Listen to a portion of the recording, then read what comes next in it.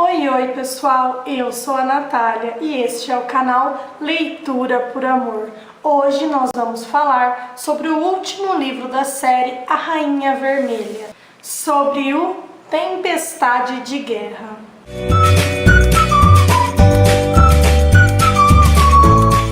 Primeiro eu quero mostrar para vocês o broche que eu estou usando, que veio com o livro. Era assim, se você comprasse o livro na pré-venda, viria com o broche. E foi isso que aconteceu. Apesar de eu ter demorado um pouquinho para terminá-lo, porque eu estava em fim de bimestre com um monte de coisa para corrigir, então eu tive que deixar um pouquinho o livro de lado. A série A Rainha Vermelha foi composta pelo A Rainha Vermelha, que é o título do primeiro livro, depois Espada de Vidro, A Prisão do Rei, que tem vídeo aqui no canal, e agora termina com o Tempestade de Guerra. Esse é um senhor calhamaço, tem quase 700 páginas, apesar de eu achar que tem muita enrolação aqui dentro, umas 400 teria dado conta do recado. Podem assistir o vídeo sem medo que eu não vou dar spoiler não. O começo ele é bem cansativo. Por quê? Porque a Mer fica se lamentando o fato de Cal não tê-la escolhido, ele ter preferido a coroa.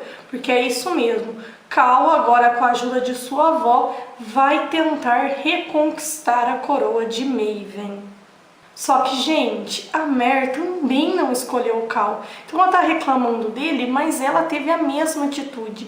E isso fica por páginas e páginas. Na minha opinião, isso assim é bem diferente do que foi apresentado dela pra gente nos outros livros. Antes ela parecia dar muito mais importância à causa do que ao amor. E aqui, apesar de ela ter escolhido a causa, ela está lamentando o amor.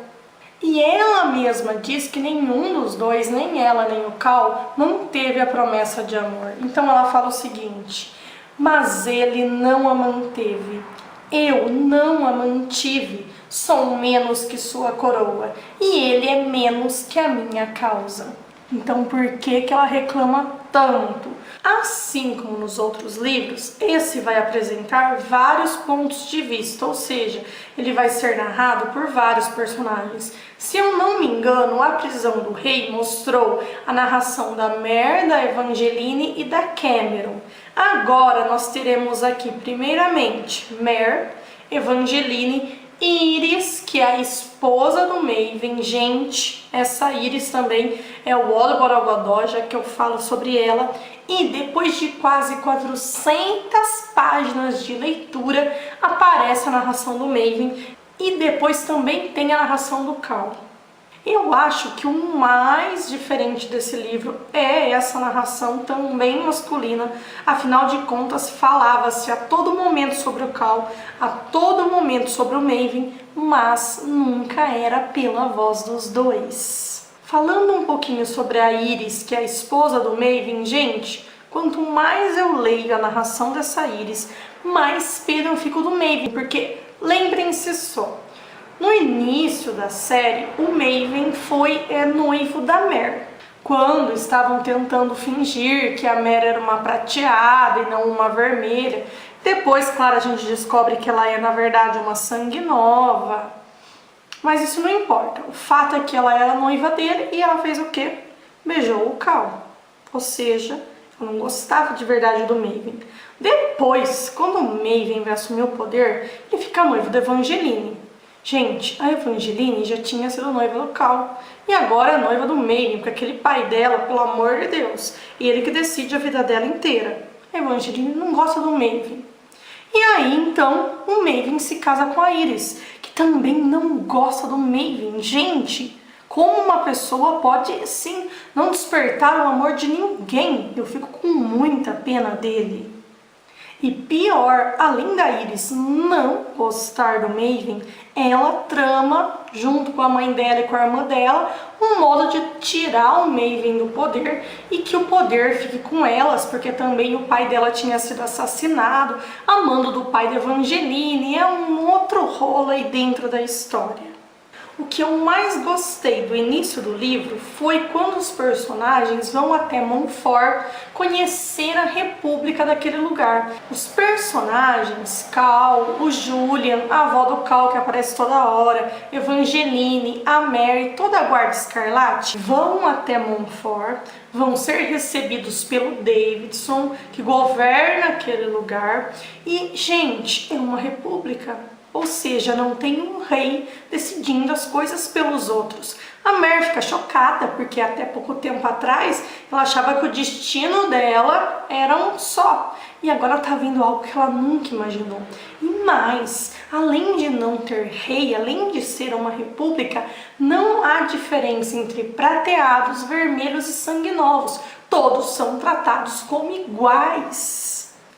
E o que mais vai chocar a Evangeline é que esse Davidson é homossexual e vive abertamente a sua relação. Ele é casado com outro homem e tudo bem. A Evangeline fica chocada porque a gente descobre que a Evangeline gosta, na verdade, da Elane, que se casou com o irmão dela. Tudo, claro, faz parte do plano deles. O irmão aceita o relacionamento entre Evangeline e Elane, mas os pais dela não. Principalmente o pai. Gente, o pai dela, meu Deus do céu. Primeiro, na série, ela foi noiva do Cal. Aí o Cal aconteceu tudo aquilo, né? Mostraram ele matando o pai dele, toda aquela farsa que a gente sabe. Ela se torna noiva do Maven. Agora, ela está noiva do Cal de novo, porque eles querem recuperar a coroa. E a Evangeline seria novamente uma rainha. Só que bem diferente lá do início da série, agora ela não quer mais uma coroa. O que ela quer é poder viver o amor dela com a Elane. Mas isso não é permitido no país dela.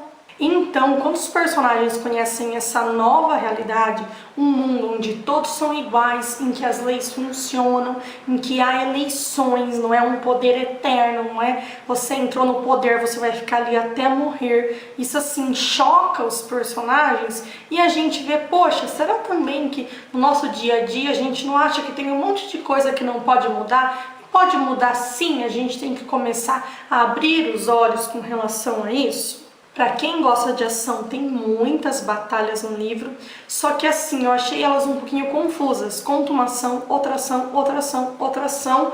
Você não sabe quem tá perto de quem, só depois que a batalha acabou que você vai entender um pouquinho melhor, assim, o que aconteceu, quem se machucou, quem não se machucou e tudo mais. Com relação aos pontos de vista do Maven e do Cal, eu acho importante sim que a autora tenha colocado, mas acho também que não foram pontos de vista que surpreenderam. Porque quando eu folheei o livro, antes de começar a ler, a gente dá aquela folheada, né, gente? A gente não se segura. E eu vi lá Cal e Maven. Eu falei, meu Deus do céu, a hora que eu vi que a narração do Maven estava quase na página 400, eu pensei, meu Deus, eu preciso correr com essa leitura para chegar na narração dele, porque eu achei que grandes segredos iam ser revelados, que ia mostrar como que a mãe do Maven conseguiu mexer em toda a mente dele, mas não conseguiu tirar a Mary de seu coração, aquela obsessão que ele sentia por ela.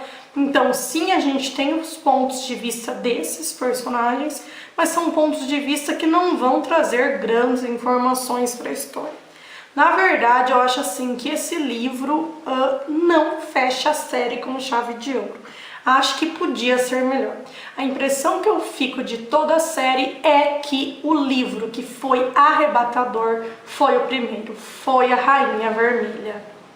Todos os outros tiveram um probleminha. Eu achei a leitura boa sim, mas esperava muito mais dela. Essa então é a dica de hoje, pessoal. Tempestade de Guerra, último livro da série, A Rainha Vermelha. Espero que vocês tenham gostado.